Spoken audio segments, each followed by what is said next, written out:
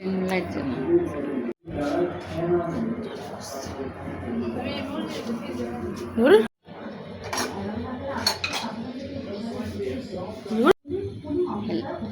আসসালামু আলাইকুম গাইস। আজকে আমি নিয়ে এসেছি ঠাকুরগাঁ জেলার পাট শাকের ঝোল। ঠাকুরগাঁ জেলার মানুষরা পাট শাকের ঝোল আর আলুর ভর্তা খেতে খুব পছন্দ করে। এই যে শাক ধুয়ে বসাই দিছি কাঁচামরিচ, লবণ।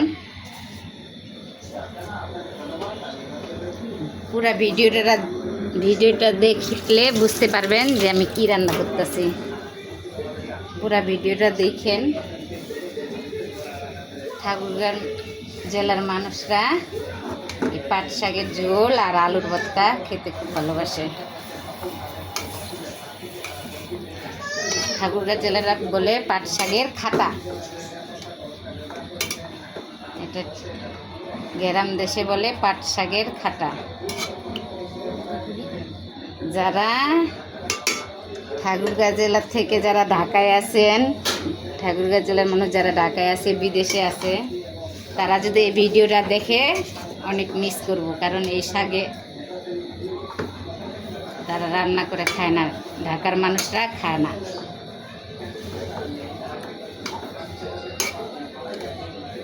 যারা ঠাকুরগাঁও জেলার মানুষ, ঠাকুরগাঁও গেলে এদের এই রান্নাটা করে।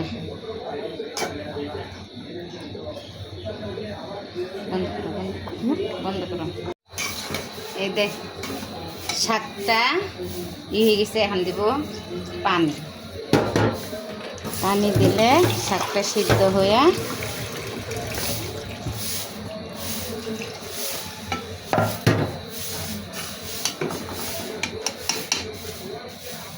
এটা বাচ্চাদের আর যারা বুড়ো মানুষ, দাঁত নাই, তাদের জন্য এই খাবারটা খুব পছন্দের। এরা বাসায় রান্না করে খেয়ে দেখবেন, অনেক স্বাদ।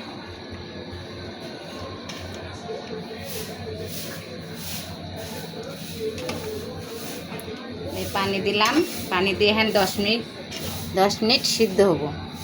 সিদ্ধ হওয়ার পরে তারপর যে শাক পাতা সিদ্ধ হয়ে গেছে, এখন একটু ডাইল ঘুটনি দিয়ে গুইটা দেওয়া লাগবো।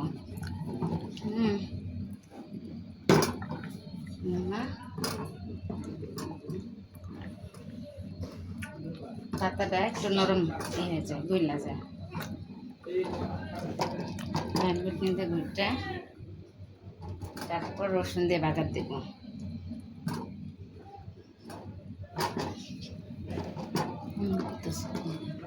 অত দূর থেকে দেয়।